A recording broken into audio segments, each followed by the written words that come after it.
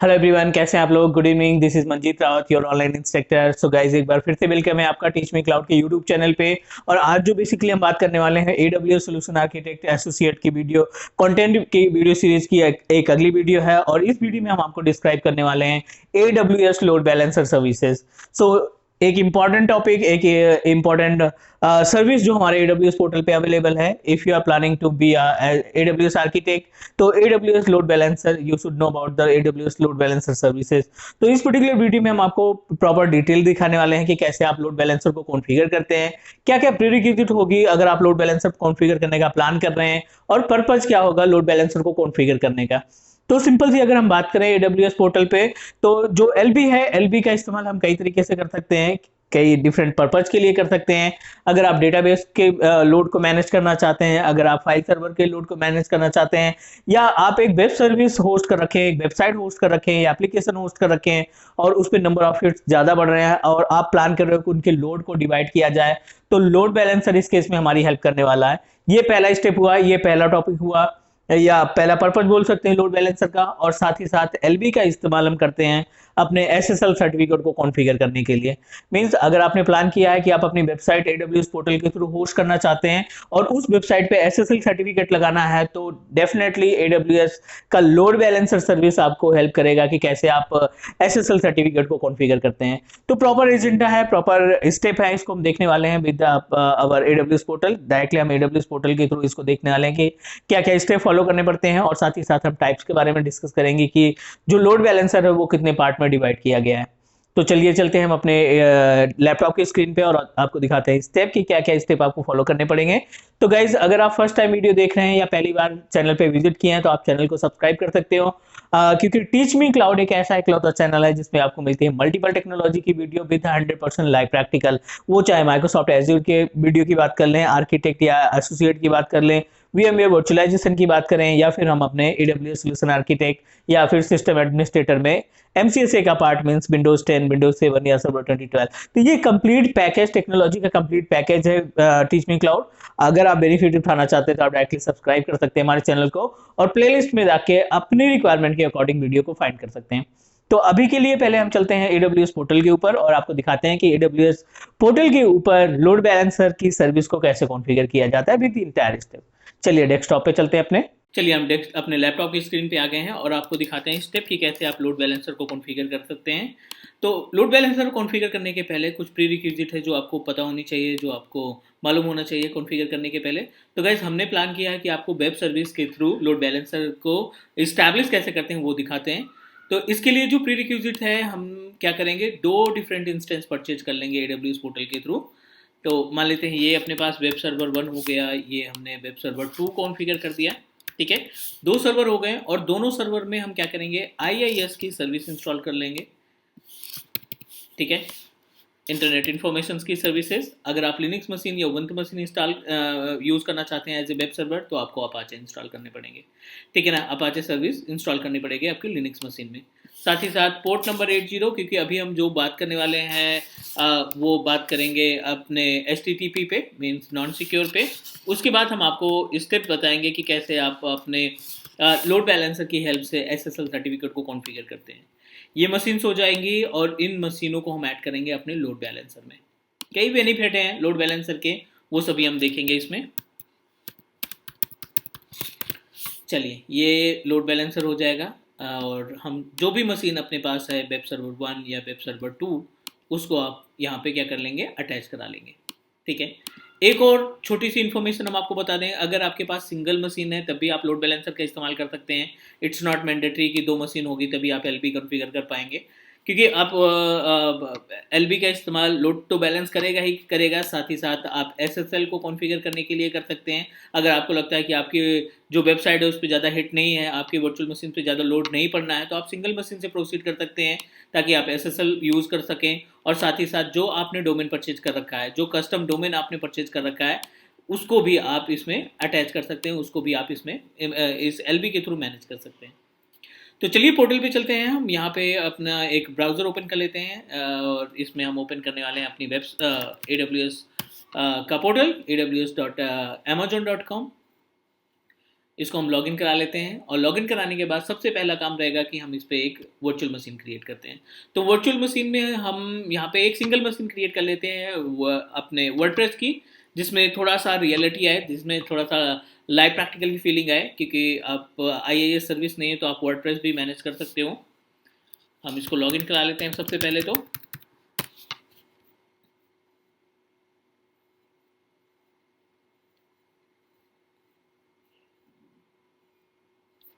ठीक है, तो यहाँ पे आप आईएएस सर्विस के साथ साथ अगर आप वर्डप्रेस सर्वर इंस्टॉल करना चाहते हैं तो आप वर्डप्रेस सर्वर भी यहाँ पे मैनेज कर सकते हैं, लाइक दिस। तो ऐसा कुछ मैंडेटरी नहीं है कि आप आईएएस का ही इस्तेमाल करो या अपाचे का ही इस्तेमाल करो, आप इसमें वर्डप्रेस की सर्विस भी इंस्टॉल कर सकते हो। तो ये अपने पास सक्सेसफुली हमने AWS पोर्टल लॉगिन कर लिया है। ओरेगन अपना लोकेशन है, आप EC2 इंस्टेंस पे जाओगे। EC2 इंस्टेंस में आपको क्या करना है, पहले ही स्टेप में एक मशीन क्रिएट कर लेनी है। वो आपकी विंडोज़ मशीन हो सकती है, लिनक्स मशीन हो सकती है, या कोई आप इसमें वर्डप्रेस सर्वर की भी मशीन को कॉन्फ़िगर कर सकते हैं, क्रिएट कर सकते हैं। तो अभी जो प्रैक्टिकल हम आपको दिखाने वाले हैं, इसमें हम एक वर्डप्रेस सर्विस बना लेते हैं ताकि हम अपनी वेबसाइट को भी डिज़ाइन कर सकें और LB के थ्रू उसको एक्सेस करें। और आगे चल के जो भी आगे स्टेप फॉलो होंगे उसमें हम आपको इसमें SSL सर्टिफिकेट को कॉन्फ़िगर करने का स्टेप भी हम आपको बता सकें। चलिए, ये वर्डप्रेस हो गया। आप इसमें से कोई से भी वर्डप्रेस सर्विस आप सेलेक्ट कर लीजिए, फ्री ट्रायल एलिजिबल होना चाहिए, क्योंकि अगर आप AWS फ्री ट्रायल अकाउंट ही इस्तेमाल कर रहे हैं तो जाहिर सी बात है 750 आवर्स आपको मिलते हैं हर महीने, तो आप उसका इस्तेमाल कर सकते हैं। डन। तो यहाँ पे सबसे पहला है चूज इंस्टेंस टाइप। तो इंस्टेंस टाइप में इंफॉर्मेशन आपको मेंशन करनी पड़ेगी कॉन्फ़िगरेशन की, कि कौन सा कॉन्फ़िगरेशन आप को चाहिए। तो हम फ्री ट्रायल एलिजिबल पे प्रोसीड कर देते हैं। Next, next. एंड 10 GB की हार्ड डिस्क मिलेगी, क्योंकि ये बैकएंड में लिनक्स की मशीन क्रिएट करेगा। हमारा वर्डप्रेस HTTP एंड HTTPS दोनों एक्टिवेटेड हैं। रिव्यू करिए और लॉन्च कर दीजिए। यहाँ पे एक की नाम दे देते हैं WP की के नाम से, ठीक है। डाउनलोड द की और लॉन्च इंस्टेंस। ये पहला स्टेप होगा। आप इस इंस्टेंस की जगह कोई भी इंस्टेंस वर्चुअल मशीन बना सकते हो। लिनक्स बनाएंगे तो अपाचे इंस्टॉल करना पड़ेगा। अगर आप विंडोज़ की मशीन इंस्टॉल करोगे लाइक सर्वर 2012 या 2016, तो उस केस में आपको IIS सर्विस को इंस्टॉल करना पड़ेगा। लेकिन अगर आप वर्डप्रेस के साथ प्रोसीड करेंगे तो ज़्यादा बेटर रहेगा, क्योंकि इन केस अगर आपको कोई प्रोजेक्ट मिलता है और वो कहता है, क्लाइंट कहता है हमारा कि वर्डप्रेस की मशीन को कॉन्फ़िगर करो, उस पर LB वगैरह कॉन्फ़िगर करो, तो ज़्यादा बेनिफिट रहेगा। कि अगर आप पहले से प्रैक्टिकल किए रहेंगे तो आप अपने क्लाइंट को भी मैनेज कर सकते हो, हैंडल कर सकते हो आसानी से, राइट। तो थोड़ा सा इंतजार करना पड़ेगा, क्योंकि अभी ये वर्चुअल मशीन जो है पेंडिंग है, अभी इसमें स्टेटस कुछ भी नहीं है। मीन्स इसको क्रिएट होने में 2 से 3 मिनट का टाइम लगेगा। तो जैसे हमारी वर्चुअल मशीन क्रिएट हो जाती है सक्सेसफुली, हम क्या करेंगे, इसमें एक छोटी सी डिज़ाइन कर लेंगे वेबसाइट को, और वेबसाइट डिज़ाइन कर लेंगे और उस वेबसाइट को हम अपने लोड बैलेंसर के थ्रू एक्सेस करेंगे। लोड बैलेंसर क्रिएट करके इसी सेम मशीन्स को हम उसमें ट्रांसफ़र कर लेंगे, ठीक है। तो थोड़ा सा इंतजार कर लेते हैं 2 मिनट का टाइम लेकर के, और उसके बाद हम प्रोसीड करते हैं। चलिए, सिस्टम अपना रेडी हो चुका है। यहाँ पे है, आपको क्या करना है, सिंपल सा सेलेक्ट करना है अपनी वर्चुअल मशीन को, और जो पब्लिक आईपी एड्रेस है, ध्यान रखना है, जो पब्लिक आईपी एड्रेस है उसको आप कॉपी कर लीजिए। कॉपी करने के बाद कोई भी ब्राउज़र ओपन करो और ब्राउज़र पे के URL पे आप पेस्ट कर दीजिए एंड प्रेस इंटर। ये आपका अगर सर्वर प्रॉपर तरीके से मैनेज हो चुका है, मीन्स इंस्टॉल हो चुका है, तो ये डायरेक्टली आपको डमी वेबसाइट दिखाएगा, ठीक है ना, जैसे ये दिखा रहा है हेलो वर्ल्ड। तो आपको क्या करना है, डैशबोर्ड पे लॉगिन करना है। डैशबोर्ड पे लॉगिन करने के लिए आप स्लैश लगाएंगे, WP लिखेंगे और -admin टाइप कर देंगे। इससे क्या होगा, आपको यूजर आईडी और पासवर्ड की डिटेल मिल जाएगी। आप sorry not detail, user ID और पासवर्ड मेंशन करने का ऑप्शन मिल जाएगा। तो by default user name user रहता है और पासवर्ड आपको निकालना पड़ेगा, ठीक है। तो पासवर्ड कैसे निकालते हैं, आप उस इंस्टेंस के ऊपर राइट क्लिक करेंगे जो भी आपने वर्डप्रेस बनाया है। इंस्टेंस पे राइट क्लिक करने के बाद आपको जाना पड़ेगा कहाँ पे, आप देखो यहाँ पे इंस्टेंस सेटिंग है और instance, just give me 1 minute.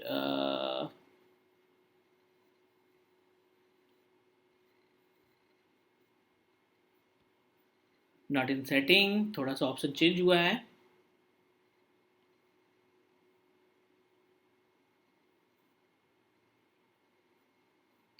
Monitor and trouble shoot में जाकर के गेट सिस्टम लॉग, गाइस ये पहले ऑप्शन आता था इंस्टेंस सेटिंग में, बट अभी AWS ने चेंज कर दिया है, तो थोड़ा सा ध्यान रखना है। अभी जो मॉनिटर एंड ट्रबल शूट का ऑप्शन है उसमें गेट सिस्टम लॉग पे आप क्लिक करोगे तो ये आपके सिस्टम की आपके इस इंस्टेंस का लॉग दिखाई देगा, ये लॉग अपने पास आ गया। और यहाँ पे आपको ढूंढना है अपना पासवर्ड। अब देखो यहाँ हैश करके एक बॉक्स बना है, इस बॉक्स में हमें मिल गया है अपना पासवर्ड। आप इस पूरे लॉग को कॉपी कर लो, ठीक है ना। आप डाउनलोड भी कर सकते हो। लॉग को कॉपी करने के बाद आप नोटपैड ओपन करिए और इस नोटपैड में आप इसको पेस्ट कर देंगे, ठीक है। जितना भी पूरा का पूरा लॉग जो है वो कॉपी होगा, आप इसको यहाँ पे आप सक्सेसफुली पेस्ट कर दो। पेस्ट करने के बाद अब आपके पास ऑप्शन है कि यहाँ से आप इसको कॉपी कर पाओ, राइट। टाइप करने में थोड़ा सा मुश्किल हो सकता है, दैट्स वाई आप लॉग को कॉपी कर लो इकट्ठा, और कॉपी करने के बाद नोटपैड पे पेस्ट करो। नोटपैड पे पेस्ट करने के बाद अपना पासवर्ड निकालो और यहाँ पे पेस्ट कर दो, ठीक है। अब ये आपको दे देगा डैशबोर्ड, और डैशबोर्ड मिलने का मतलब है कि आप इसमें जो भी सेटिंग करना चाहते हैं, जो भी वेबसाइट डिज़ाइन करना चाहते हैं वो डिज़ाइन कर लेंगे। चलिए एक छोटा सा पोस्ट बना लेते हैं। यहाँ पे हम क्या करते हैं, एक छोटा सा पोस्ट बना लेते हैं और उस पोस्ट को अपने लोड बैलेंसर में हम ट्रैक करेंगे, लोड बैलेंसर के थ्रू एक्सेस करने का काम करेंगे। चलिए न्यू पोस्ट पे हमने क्लिक किया है और यहाँ पे कुछ अपने अकॉर्डिंग डिज़ाइन कर लेते हैं, लाइक कुछ इमेजेस मेंशन कर लेते हैं, कुछ टेम्पलेट लिख लेते हैं, कुछ डॉक्यूमेंट्स वगैरह मेंशन कर लेते हैं। तो यहाँ पे AWS ऑनलाइन क्लास, ठीक है, वी मेक क्लाउड एक्सपर्ट, कुछ भी टाइप कर लीजिए आप, कुछ भी आप यहाँ पे डिज़ाइन कर सकते हैं। अगर आपको इमेजेस वगैरह चाहिए तो आप प्लस पे क्लिक कर दीजिए, ठीक है, और यहाँ पे गैलरी में जाकर के इमेज को अपने बेस मशीन से अपलोड कर दीजिए। तो ये हमारा डेस्कटॉप ओपन हो गया। डेस्कटॉप में आप जो भी इमेज चाहते हैं, जो भी आप इसमें इमेज लगाना चाहते हैं, लाइक हमने यहाँ पे AWS की इमेज अपलोड कर दी, और AWS की इमेज अपलोड करने के बाद आप इसको क्या कर देंगे, पब्लिश कर देंगे।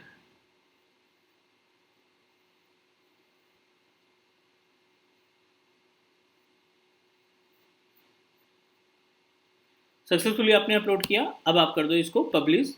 जो भी आपने चेंजेस किया है वो चेंजेस आपकी वेबसाइट पे आपको दिखने लगेगी। चलिए एक बार इसको भी वेरीफाई कर लेते हैं।